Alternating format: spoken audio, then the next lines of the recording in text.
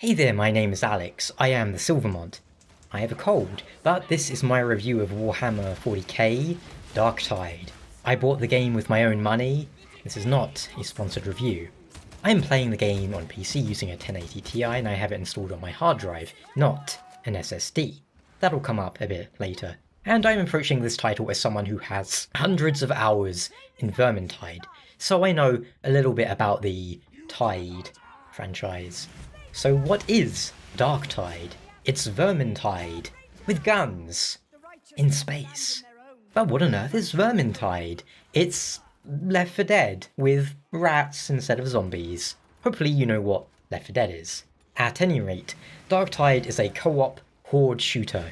You'll play through 20-ish minute levels with 3 other characters, usually players, but it can be bots. But there is no single player mode in this game. Sometimes you'll get into a match with bots if you can't find players, but there's no way to choose that for yourself. You'll be fighting hordes and hordes of enemies, taking out hundreds of them as they ebb and flow with the level. It won't be non-stop enemies. There'll be breaks and quieter moments and more frantic, chaotic moments. There's also special enemies, elites who can effectively punish your team for splitting up, enemies that pin you down, requiring another player to rescue you. Whereas Vermintide was set in the fantasy-based Warhammer universe with low technology, Darktide is set in the grim future of 40k. Spacefaring technology, guns, lasers, chainsaw swords. Chainswords? Whatever. The aesthetic is a very grim, unique one. The spaceships in 40k are more like flying Gothic cathedrals, ancient technology that very few understand, beyond knowing how to keep them working, barely. And most of the levels in Darktide are, well, dark. There is a sameness to many of the levels, to a certain extent. This is because I'm still fairly new to the game, but right now all the levels kinda blend together. They aren't distinct enough, such as the campaigns in Left 4 Dead, where you can instantly tell No Mercy from Dead Air, for example. Indeed, even compared to Vermintide, which had some sameness, but far more distinct levels, in my opinion. Darkside feels rather constrictive and limited. It's like, do you want to go on the level where you're in a dirty, dark industrial place? Or do you want to go on the level where they're in a dirty, dark industrial place? The game is currently split between 4 classes or characters, and unlike Vermintide, which had set characters, you'll be creating your own in Darktide. Your 3 personalities to decide between, which is, well, your character's voice and dialogue. As for the classes, well, they tried to explain this in a post, which made absolutely no sense. They basically said, like, I was like, what? But for right now, you have 4 classes: the Ogrin, the Veteran, the Zealot, and the Psyker. The Ogrin is a huge meat slab, and apparently that is what I am right now, because I feel like 20 IQ trying to understand anything the developers of this game say. They have the special ability to knock down enemies by charging at them. His huge frame allows him to use very heavy weaponry indeed. The Veteran, meanwhile, is a sharpshooter who specializes in taking out ranged enemies. The Zealot is a melee specialist who can carve through hordes effortlessly and become stronger the lower their health. Finally, the Psyker is a wizard, you might say. They get magic staves, and their special ability is to burst the heads of enemies. And herein lies one of the, well, first issues I have with Darktide. One of the big draws to Vermintide would be the characters. The dialogue and banter between them in that game is one of the main reasons I have like 400 hours. The characters are all excellent, whether you love them or love to hate them, or Telgi. And moving to custom characters is unfortunate, in my opinion. Oh sure, the characters, they still banter between each other, but it lacks that personal element that's so tightly knit together, the Uber Duda 5. No more, be more careful, correction! An unnecessary change then, in my opinion, as creating my own character in this sort of game holds no appeal to me personally. As for the gameplay, there's a larger focus on ranged battles.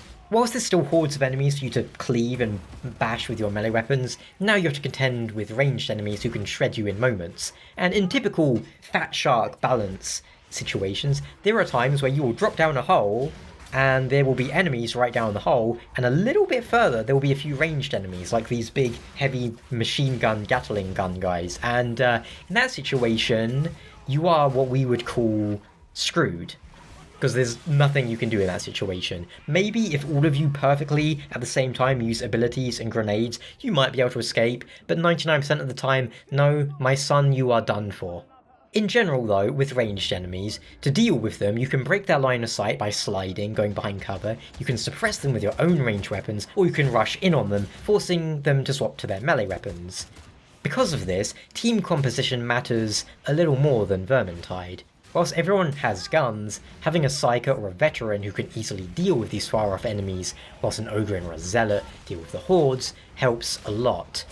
Which makes it unfortunate then that there seems to be no real matchmaking in this game. Oh, there is matchmaking in the sense that you press quick play and it will make a match for you. But see, here's the thing, in Vermintide, you can't have 2 Bardens. In this game, you could have 4 Zealots, and I quite frequently have run into matches where it's 4 of the same class.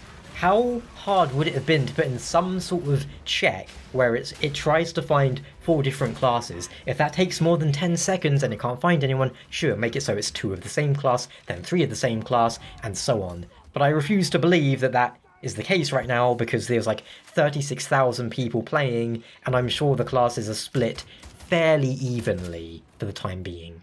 Fundamentally, there aren't too many other drastic changes from Vermintide in that sense. You have a shield now which regenerates, especially when you batter people, which is really nice because Vermintide always had the issue where you'll be happily smacking your way through the level, then one rat will spawn in the ground behind you, pop up, tickle your taint, and suddenly you're at half health through no real fault of your own. Most of the time. Oh yeah, I know there's the whoosh sound and there's all these things to warn you, but at the end of the day, this shield thing really helps, but it is fixing a problem that they still haven't fixed because enemies will still sometimes just pop out of thin air. See, Left 4 Dead has a sort of spawning system where you can't be in the line of sight of the survivors, and I think you have to be a certain distance away too, I'm not sure. Darktide and Vermintide, the system of spawning is basically just spawn them.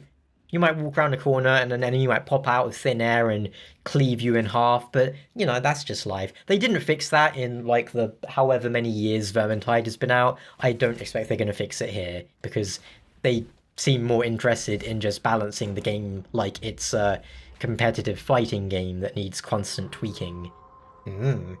But if you've played Vermintide, the gameplay will feel very familiar. You can still dodge, push attack, and so on. The melee system is one of the best of first-person melee games, which I'm not a huge fan of generally, but if you have to play one, Vermintide's one of the better one, as is Darktide. It's the sort of game you can expect to hammer your left mouse button 5 billion times an hour, so it might be worth keeping in mind. Unfortunately, this game just doesn't feel as good as Vermintide, which has its own encyclopedia of issues. It's a fun game, but man, there are problems. Darktide, though, ranged and special enemies feel especially janky, with mutant charging enemies that can stop and turn on a dime. You know, they'll be charging full out and then they'll suddenly go and do a 180 in one frame and be like, now I'm over here. You'll get enemies that, like, warp up into the air. You'll get a lot of bugs in the game right now. Perhaps this is the result of comparing Vermintide 2 after years of patches, which still didn't fix everything, and I'm going to call it early access Darktide. Most of my experience here is from the pre-order beta, I'll point out. But here's the thing, I had to pay for the pre-order beta. I'm not paying you for the game you're going to deliver me in 2 years. I'm paying for this right now. And when did games become, pay for it now, maybe we'll fix it later, maybe we won't, you have no way of knowing, and you probably won't be able to refund it, so meh, tough luck. That and a range of technical issues just make it really hard to suggest Darktide right now. Having the game installed on my hard drive results in atrociously long loading times. I started a stopwatch upon hitting play in the launcher, and the time it took from hitting play to being able to walk around in the hub was 9 minutes and 20 seconds.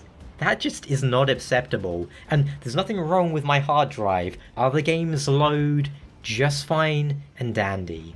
Now, I have no doubt it would be a lot more tolerable if I put the game on my SSD, but I don't have room on my SSD because I got other games on there, and that shouldn't be required for the game to have reasonable load times. I don't buy any nonsense like, oh well, the game requires an SSD for this or that, because obviously it doesn't, and once you've been in the game for a while, it starts to load a bit faster, like from map to map, because it doesn't need an SSD.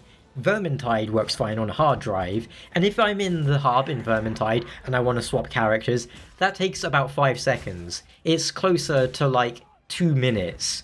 Because in Darktide, you have to quit the game, go back to the main menu, swap character, then load the hub again. You have to load twice to swap character. How do you go from Vermintide's situation to this? That's like having a solution, throwing it in the bin and going, yeah, that was fine, but we don't like that anymore, for some reason. There's also been many glitches and crashes and disconnects. One time I had to pick up an item for the quest. I had to pick up like a thing and put it in another thing. But I picked it up, walked around to the objective, and then it just vanished into thin air, but I was still holding an invisible item that I couldn't drop. I couldn't do anything other than walk around and, well, get slapped, and I had to get slapped and go down before it fixed itself. Another time, my mouse cursor was basically there all the time, which you might think, oh, that's not an issue, but it is, because in this game you're swinging the mouse around a lot whilst you melee, and it kept sort of getting lost outside the game and making the game defocus. And this was in full screen mode, by the way. I tried swapping to a window, then full screen, then borderless, anything, and nothing would fix it other than quitting the game. See, Fat Shark have always been one of the most baffling game developers to me. Vermintide really is a love it and hate it sort of game for me. I love the characters, the game looks nice, it can feel nice to play, but the balancing decisions, the bugs they refuse to fix, and sometimes baffling DLC or monetary practices. Even after all these years, Vermintide still has the issues of patrols who can spawn in mid-air in front of you and wipe you out, ending your run. Darktide has a cash shop, but at time of writing it isn't accessible and I have no idea how the monetization is going to work. That said, it isn't a full price, $60, $70 game, so there is that. Frankly, I can't suggest you buy this game right now, at this price. There's the seed of a good game here, don't get me wrong. As frustrating as many of the aspects of this game are, there is a good game hidden within, waiting to bloom. Maybe in a year or 6 months, I don't know. Maybe by then they'll have updated it to the point, well, where it should be a launch game. The game right now is an early access game. It does not feel like a 1.0 state at all. This feels like when you go, oh, here's our idea for a game, and we'll finish it in a year, but you can start playing now and you can give us your feedback. But no, it's buggy, it's broken, there's so many issues. Once those have been sorted out, this game will be pretty fun, I expect. And at that point, I can suggest it. But right now, no. Maybe grab it on a sale or something, but right now I just can't suggest it. So to end this review, I don't hate the game by any means. I know most of this review probably seems really negative to you, but again, the seed of a good game is here, but it needs a lot of work and a lot of polish, and right now this isn't a launch-worthy game. Let's see how it develops throughout next year. Either way, thank you so much for watching, and I hope this review was useful or entertaining, and I'll see you next time. Oh, one thing I did forget to mention, the music in this game is really good. But yes, ciao.